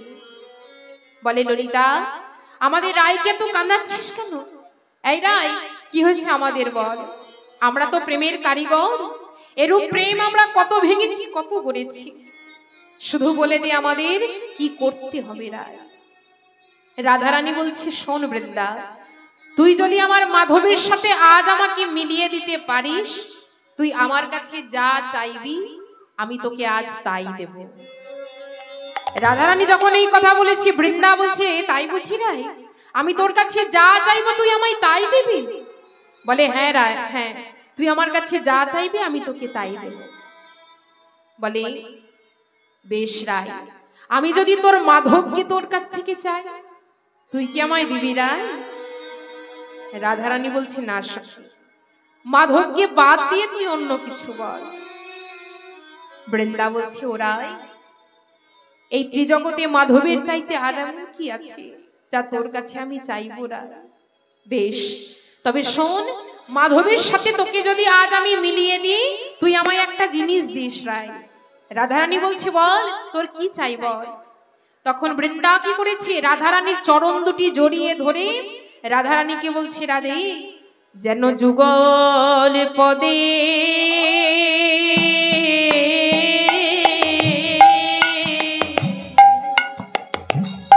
আমার মতে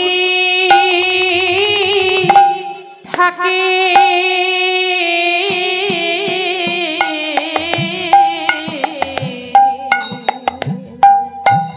যেন যুগল পদে মতি থাকে, যেন যুগ তোদের যুগল পদে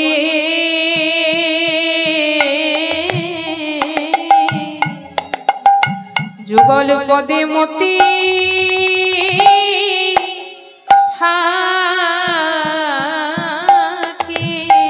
যেন যুগল পদে মতি থাকে। ওরাই এজন্মে না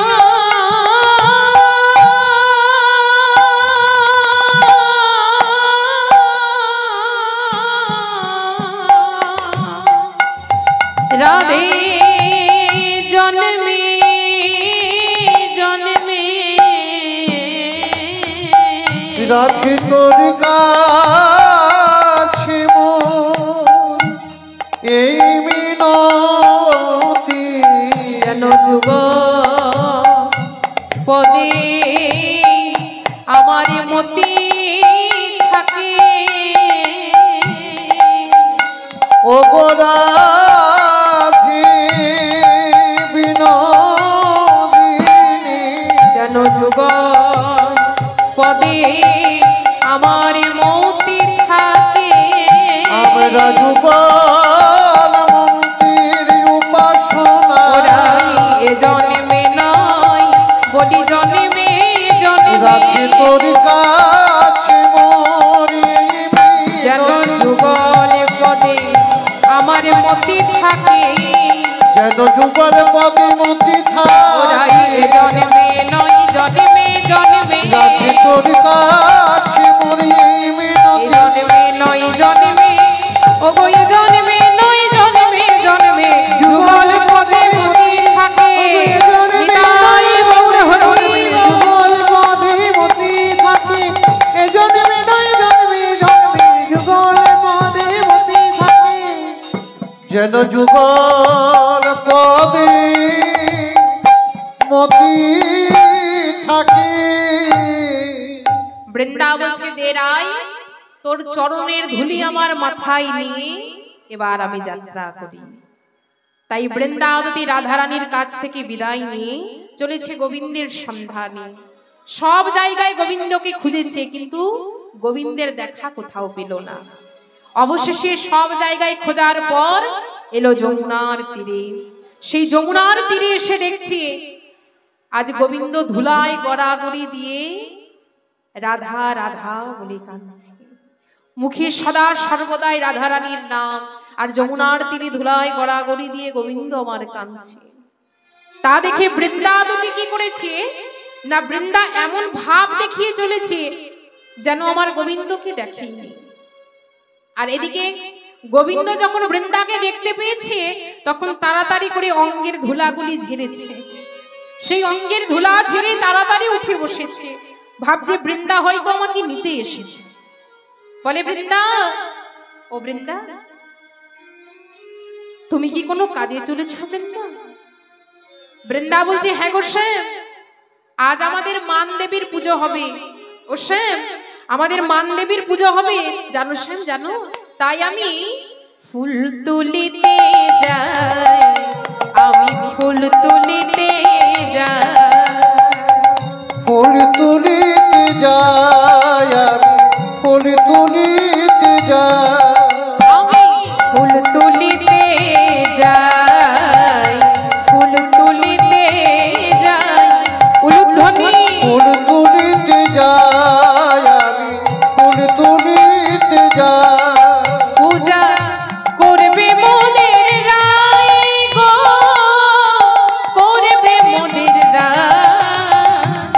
করবে মোদের রায় পূজা করবে মোদের রায় ওগো আমরা রায়ের সেজে রায় আমাদের রায় ওগো আমরা রায়ের রায় আমাদের রায় ওগো আমরা রায়ের রায় আমাদের রায়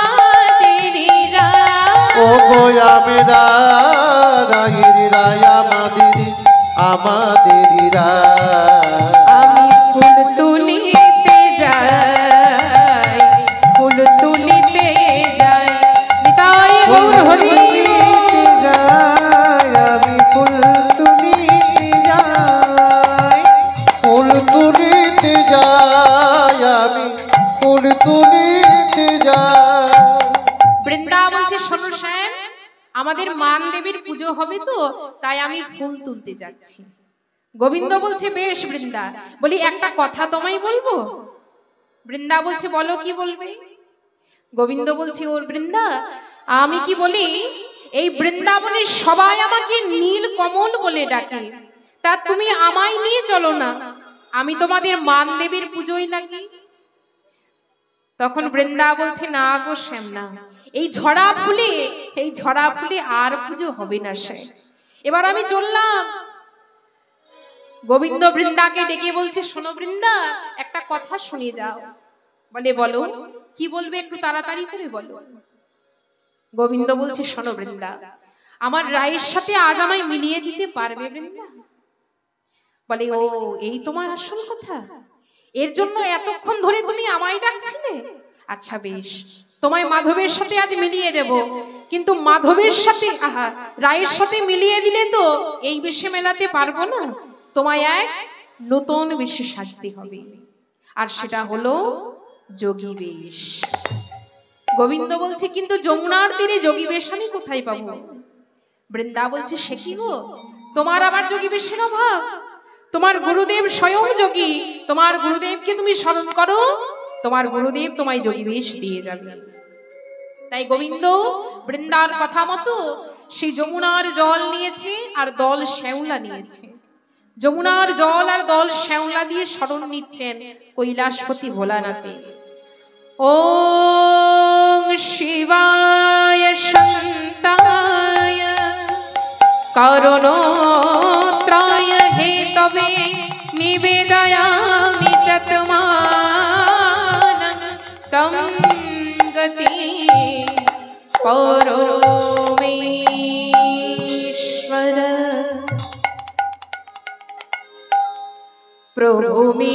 প্রভুমিশমনিশম শেষ গুণং গুণহীন মহিষ গোরাবরণম নিতাই গৌর হরি শেষ গুণ গুণহীন মহিষ গোরাভরণ রণনির্জিত দুর্জয় দত্তপুর নির্জিত দুর্জয় দত্তপুর রণনির্জিত দুর্জয় দত্তপুর রণনির্জিত দুর্জয় দৈত্যপুর প্রণমামি শিবং শিব কল্পতরু বলো ওম নমো শিবায় ওম নমো শিবায়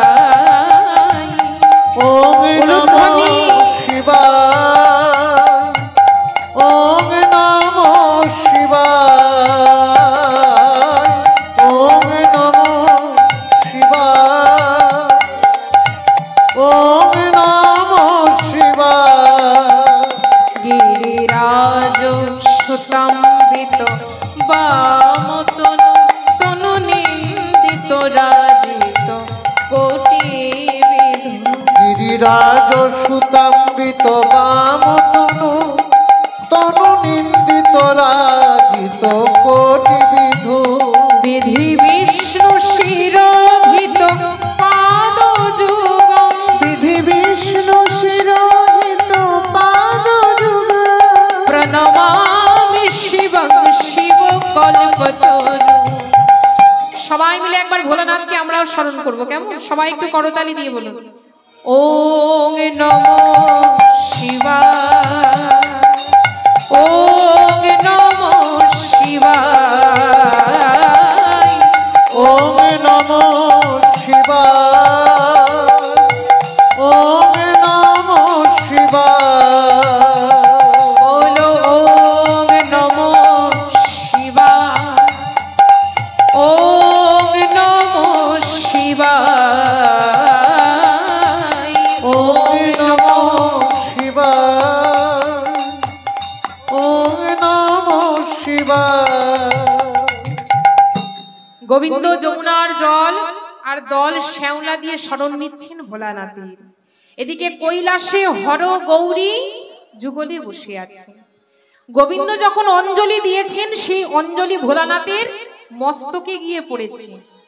এবার পার্বতী যখন দেখেছে সেই অঞ্জলি, পার্বতী বলছে, প্রভু আমি তো জানি তোমার ভক্ত তোমায় বিল্লপত্রে অঞ্জলি দেয়, বেলপাতায় তোমার ভক্ত তোমায় অঞ্জলি দেয়, কিন্তু এই ভক্ত দিল দল শ্যাওলা, তাও কিনা তোমার চরণে না পড়ে তোমার মস্তকে গিয়ে পড়েছে। ভোলানাথ বলছে, শোনো পার্বতী, এই অঞ্জলি হলো আমার গুরুদেবের দেওয়া। আমার গুরুদেব আমায় স্মরণ করেছেন, আমার গুরুদেবের যোগী বেশের প্রয়োজন, তাই আমায় বৃন্দাবন ধামে একবার যেতে হবে। কথা শুনে পার্বতী বলছে, বেশ প্রভু, তাহলে আমিও তোমার সাথে যাব সেই বৃন্দাবন ধামে। তাই হরগৌরী যুগলে এসে দাঁড়ালেন বৃন্দাবন ধামে। এবার বৃন্দাবনে এসে বৃন্দাকে বলছে, পার্বতী বলছে, আচ্ছা বৃন্দা, তোমাদের গোবিন্দের কেন যোগী বেশের প্রয়োজন হলো? বৃন্দা বলছে, জানো মা, আমাদের রাধারানী মান করেছে, তা গোবিন্দ অনেক মান সাধনা করেছে, অনেক মান ভাগানোর চেষ্টা করেছে, রাধারানীর মান ভাগেনি। কোনো উপায় না পেয়ে রাধারানীর চরণেও ধরেছে, কিন্তু তাও মান ভাঙাতে পারেনি। তাই যোগী বেশ ধারণ করে রাধারানীর মান ভাঙাবে গোবিন্দ। পার্বতী বলছে, কি বললে, কি বললে বৃন্দা? তোমাদের রাধারানীর সাহস তো কম নয়, হ্যাঁ? আমাদের শ্যামকে দিয়ে আবার পায়েও ধরিয়েছে। তখন বৃন্দা বলছে, ওমা তুমি তো বেশ বড় বড় কথা বলছো। বলি, তোমাদের ওই বড় বড় ঘর, তাই বড় বড় কথাগুলো ধামা চাপা পড়ে যায়, আর আমাদের তো ছোট ছোট ঘর, তাই ছোট ছোট কথা মাঠে ঘাটে সব জায়গায় রটে যায়।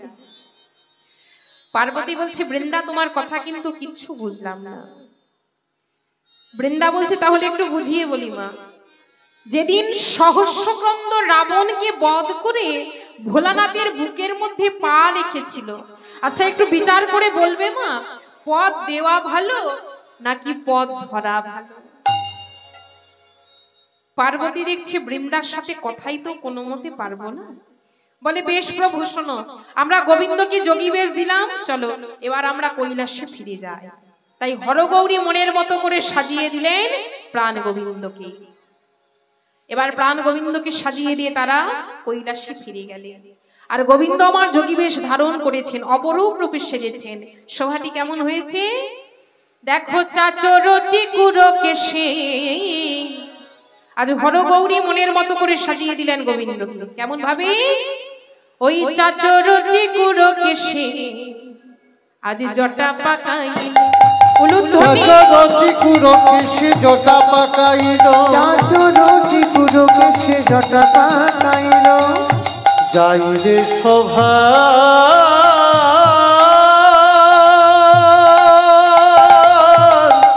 বালাই যা,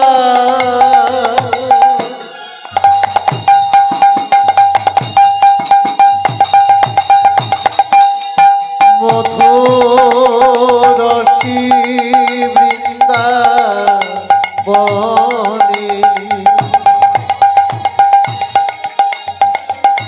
শোভারে এমন শোভা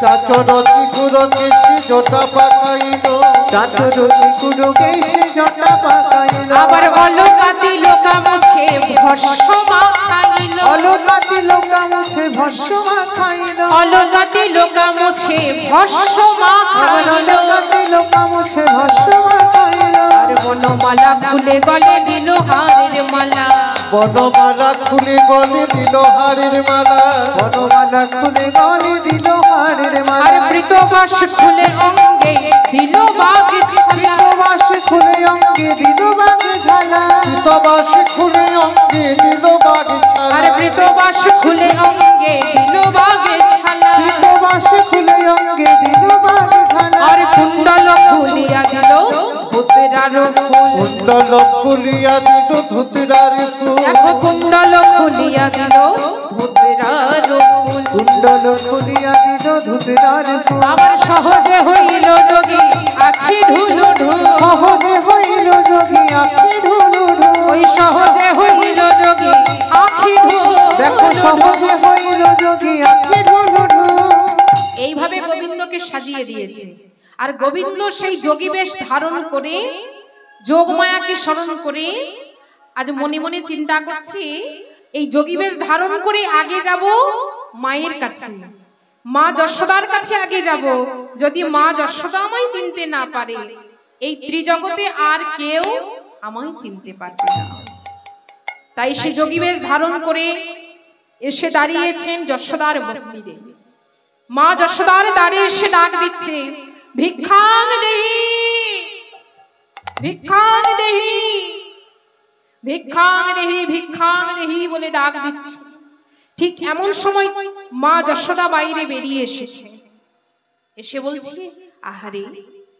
এমন নবীন বয়সে তুই যোগী হয়েছিস হ্যাঁ ওরে দুটো খাবারের জন্য এত কষ্ট করছিস বলি তোর কোনো কষ্ট হয় না গোবিন্দ বলছে না মা আমার কোনো কষ্ট হয় না তখন যশোদা মা বলছে হ্যাঁ রে তুই যে দিন রাত এইভাবে পথে পথে ঘুরে বেড়াচ্ছিস যোগী হয়েছিস বলি তোর কি মাতা পিতা কেউ নেই মা যশোদা গোবিন্দকে বলছে ওরে ও বাপে যোগী বল বল বলে কোথা তব ঘর কে বারে তোর মাতা পিতা ওরে ও বাপি যোগীবর কোথা তব ঘর কেবারে তোর মাতা পিতা ওরে ও বাপ যোগী বল বল কোথা তব ঘর কেবারে তোর মাতা পিতা ওরে ও বাপি যোগীবর কোথা তব ঘর কেবারে তোর মাতা পিতা বলি তোর কি মাতা পিতা নাই রে ওরে তোর কি মাতা পিতা নাই রে এমন ধনে বিদায় তোরে কে দিয়েছে তোর কি মাতা পিতা নাই রে এমন ধনে বিদায় কে দিয়েছে তোর কি মাতা পিতা নাই রে যশোদা বলছে হ্যাঁ রে এই যোগীবর তুই যে পথে পথে যোগী হয়ে ঘুরে বেড়াচ্ছিস দুটো খাবারের জন্য এত কষ্ট সহ্য করছিস বলি তোর কি মাতা পিতা কেউ নেই বল বাবা বল তোর কি মাতা পিতা কেউ নেই তখন গোবিন্দ করজোরে বলছে মা শোনো আমার মাতা পিতা সকলেই আছে তারা কোথায় আছে জানো তবে শোনো মা মা আছে যমুনা পারে বলি আছে কংস কারাগারে নিতাই গৌর হরি যমুনা পারে আছে কংস কারাগারে আমার মায় আছে যমুনা পারে আছে কংস কারাগারে আমার মায় আছে যমুনা পারে আছে কংস কারাগারে বলি কংসের ভয়ে ওই জনক আমায় আজ রেখেছে পরের ঘরে কংসের ভয়ে জনক আমায় রেখেছে পরের ঘরে মাগো কংসের ভয়ে ওই জনক আমায় আজ রেখেছে পরের ঘরে দাসীর ভয়ে জনক আমায় রেখেছে পরের ঘরে। এবার মা যশোদা বাৎসল্য প্রেমে বিভোর হয়ে গেলেন। তাই যোগীবরকে ভেতরে এনে যোগীবরকে ভেতরে বসিয়ে ক্ষীর সর নবনী তুলে দিলেন ভোজন করার জন্য। আর যোগীবর আমার গোবিন্দ মনের আনন্দে তা ভোজন করেছেন। এবার মায়ের চরণে প্রণাম করে বলছি, মা আমি এবার আসি। যশোদা বলছে, হ্যাঁ রে, এই যোগীবর তুই একটু দাঁড়া। বলি, আমার গোপাল ঠিক তোর মতো। জানিস বাবা, আমার গোপালের আসার প্রায় সময় হয়েই এলো। তুই একটু দাঁড়া, আমার গোপাল এলে তোর সাথে আমি বন্ধু পাতিয়ে দেব। যোগীবর বলছে, কিন্তু মা আমার যে বড় ভয় করছে। মা, কিসের ভয়?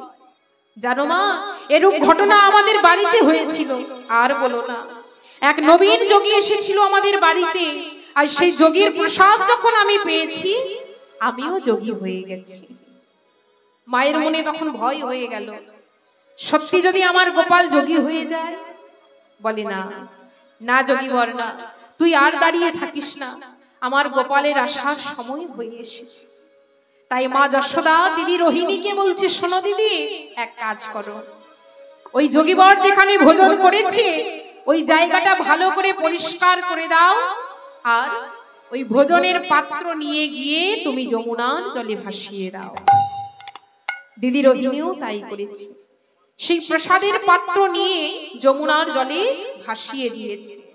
আর যেই না যমুনার জলে ভাসিয়েছে, সেই যমুনার জলে যখন ভাসিয়েছে মা, যমুনাও সেই প্রসাদ পেয়ে যোগী হয়ে নৃত্য শুরু করেছে।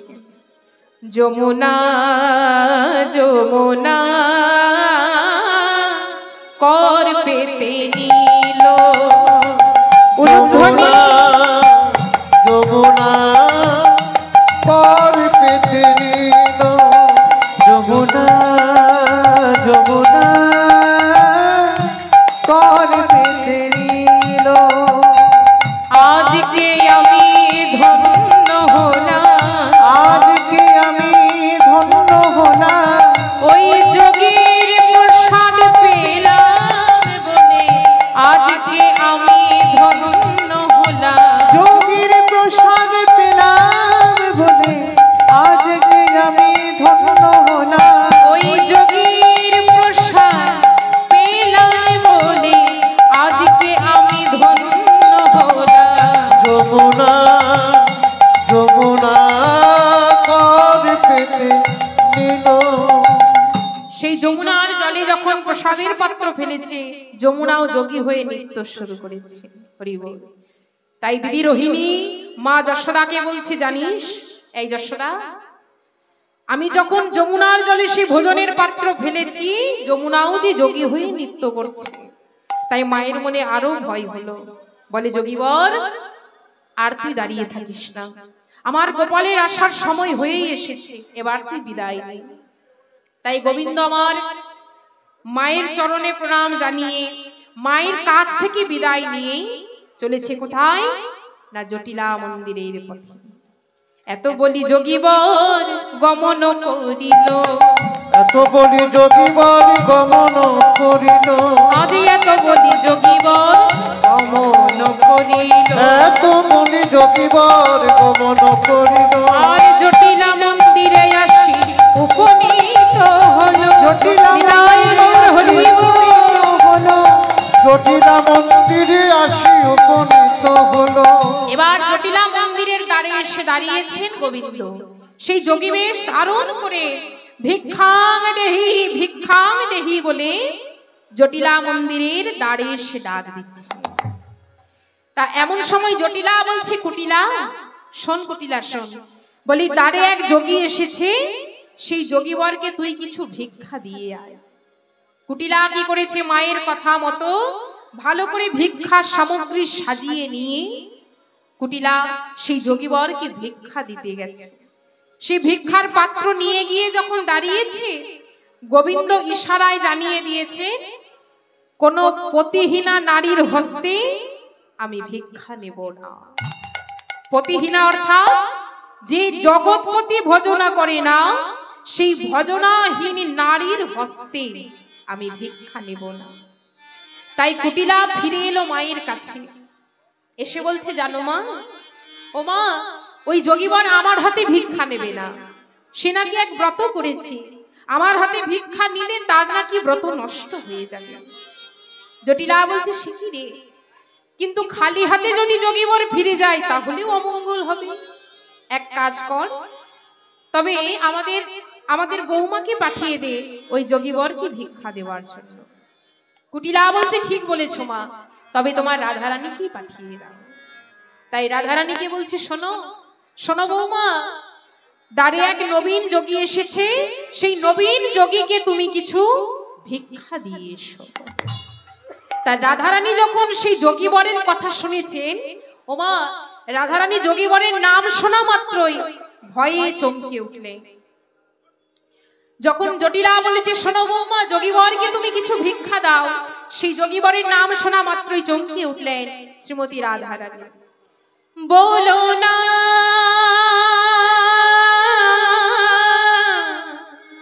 বলো না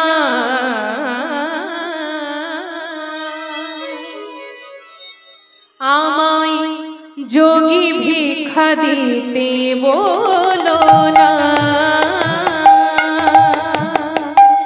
যোগী ভিক্ষা দিতে বলো না, আমায় যোগী ভিক্ষা দিতে বলো না, যোগী ভিক্ষা দিতে বলো না, যে যোগীতে সীতা হরে না জানি যোগী কি বা করে, যে যোগীতে সীতা হরে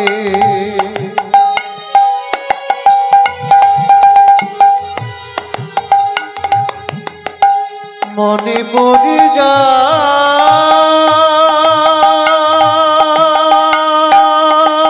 সেদিনে কথা,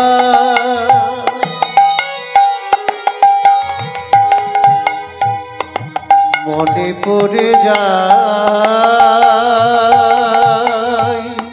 সে যোগের কথা, যে যোগীতে সীতা হরে না জানি যোগী কি বা, তাই মনে বড় ভয় হয় মা, মনে বড় ভয় হয় মা, তাই মনে বড় ভয় হয় মা, মনে বড় ভয় হয় মা, বলো না বলো না যোগী ভিক্ষা দিতে বলো না, যোগী ভিক্ষা দিতে বলো, যোগী ভিক্ষা দিতে বলো না, যোগী ভিক্ষা দিতে বলো না, যোগী ভিক্ষা দিতে বলো না। তাই রাধারানী মায়ের কথা মতো ভিক্ষা সামগ্রী সাজিয়ে নিয়ে আজ যোগীবরের কাছে গিয়ে দাঁড়িয়েছেন।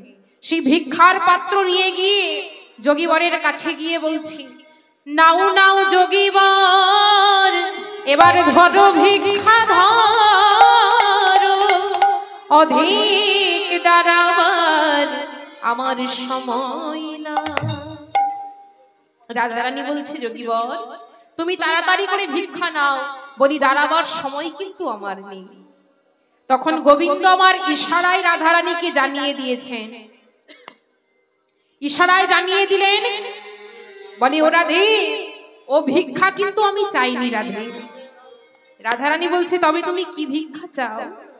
গোবিন্দ দুহাত খানি বাড়িয়ে দিয়েছেন রাধারানীর দিকে, বলে রাধে শোনো গো শ্রীমতী, কৃষ্ণের পতি তোমার দারুণ মান, বধূ তোমার দারুণ মান, শোনো গো শ্রীমতী, কৃষ্ণের প্রতি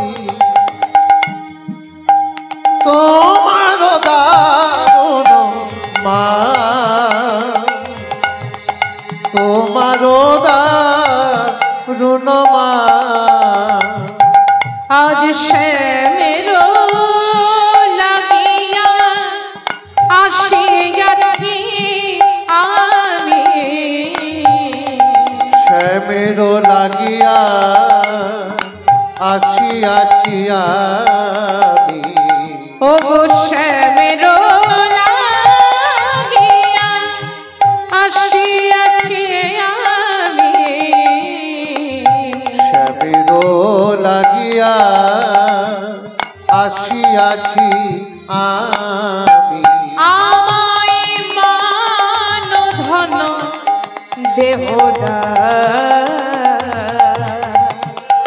বধূ মানদন দেহদা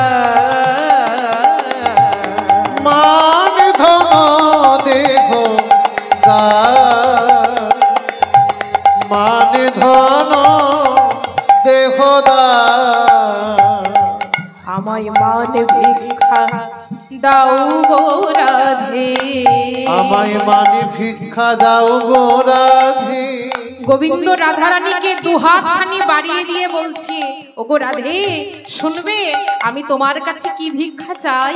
তবে শোনো রাধে শোনো, আমায় মান ভিক্ষা দাও গো রাধে মান ভিক্ষা দাও গো রাধে অন্য ভিক্ষা চাই না আমি, মান ভিক্ষা দাও গো রাধে অন্য ভিক্ষা চাই না আমি, মান ভিক্ষা দাও গো রাধে বলি অন্য ভিক্ষা চাই না আমি, মান ভিক্ষা দাও গো রাধে অন্য ভিক্ষা চাই না আমি, মান ভিক্ষা দাও গো রাধে বলে অন্য কোনো ভিক্ষা চাই না, তোমার কাছে শুধু আমি মান ভিক্ষা চাই।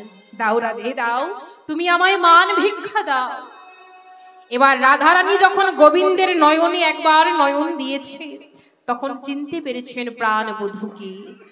আর প্রাণবধূকে চিনতে পেরে আজ রাধারানী বলছে, বধূ যে মানের জন্য তোমায় এই বেশ ধারণ করতে হয়েছে, যে মানের জন্য তোমার ওই কোমল অঙ্গে তোমায় ছাই ভস্ম মাখতে হয়েছে, আমি তোমায় কথা দিলাম সেই ছাড় মান আমি আর কোনোদিন করব না। ছি ছি ছি কি ছাড়ো মানের লাগিয়া বধূরে হারাইছিলাম,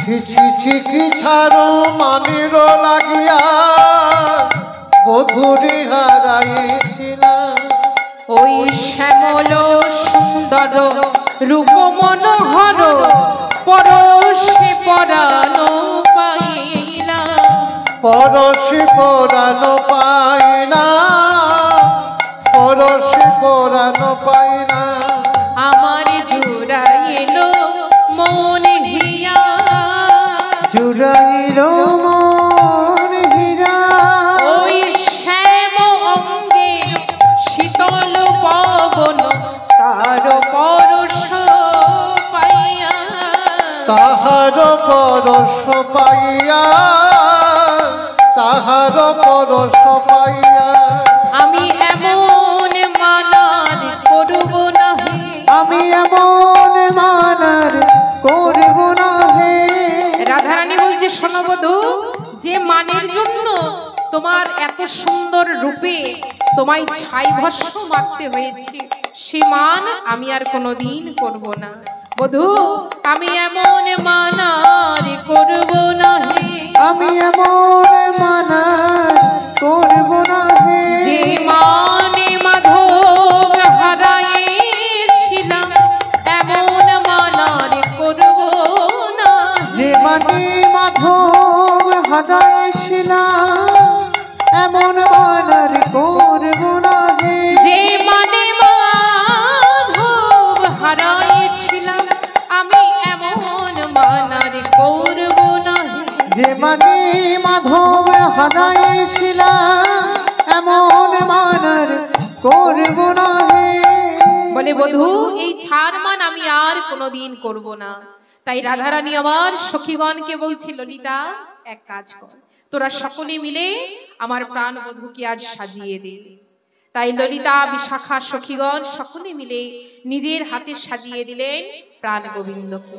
আর গোবিন্দকে মনের মতো করে সাজিয়ে দিয়ে ললিতা বলছে, রাই এই রাই একবার দাঁড়া রে দাঁড়া রে, দাদা রে দাদা রে, একবার দাঁড়া রে দাঁড়া রে, একবার দাদা রে দাদা রে, তোদের যুগল রূপ দর্শন করি দাদা রে দাদা রে, তোদের যুগল রূপ দর্শন করি দাদা রে দাদা রে, যুগল রূপী দর্শন করি দাদা রে দাদা রে, তোদের যুগল রূপ দর্শন করি দাদা রে দাদা রে।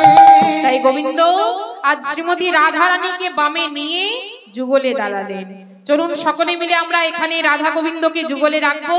দুটি বাহু তুলে একবার সবাই মিলে বলবো, চাঁদ চাঁদ চাঁদ চাঁদ বদনে চাঁদের বামে দাঁড়ানো, চাঁদ চাঁদ বদনে চাঁদের বামে দাঁড়ানো, আজ চাঁদ চাঁদ চাঁদ চাঁদ বদনে চাঁদের বামে দাঁড়ানো, চাঁদ চাঁদ চাঁদ চাঁদ বদনে চাঁদের বামে দাঁড়ানো, চাঁদের বামে দাঁড়ালো রাই শ্যামের বামে দাঁড়ালো, চাঁদের বামে দাঁড়ালো রাই শ্যামের বামে দাঁড়ালো, চাঁদের বামে দাঁড়ানো রাই শ্যামের বামে দাঁড়ানো, চাঁদের বামে দাঁড়ালো রাই শ্যামের বামে দাঁড়ালো, চাঁদের বামে দাঁড়ালো রাই শ্যামের বামে দাঁড়ালো, চাঁদ চাঁদ চাঁদ বদনে চাঁদের বামে দাঁড়ালো, চাঁদ চাঁদ চাঁদ চাঁদ বদনে চাঁদের বামে দাঁড়ালো, চাঁদ চাঁদ চাঁদ চাঁদ বদনে চাঁদের বামে দাঁড়ালো, তমালে বেড়ালো যেমন কনকের লতা, তমালে বেড়ালো যেমন কনকের লতা, আজ তমালে বেড়ালো যেমন কনকের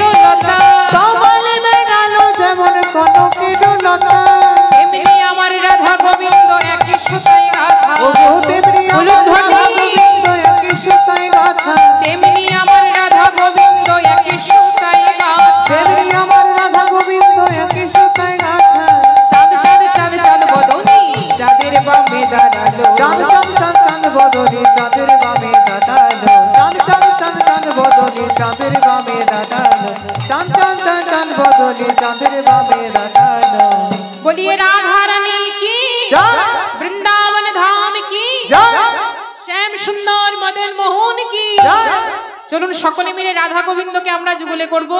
সেই রাধা রানীর একটু ভজন গান গাইতে গাইতে, কেমন? সবাই একটু নৃত্য করতে হবে। রাধে রাধে জপা করো, সবাই একটু বাহু তুলি, কৃষ্ণ নাম রস প্রিয়া করো, রাধে রাধে জপ করো, কৃষ্ণ নামে রস প্রিয়া করো, রাধে রাধে জপ করো,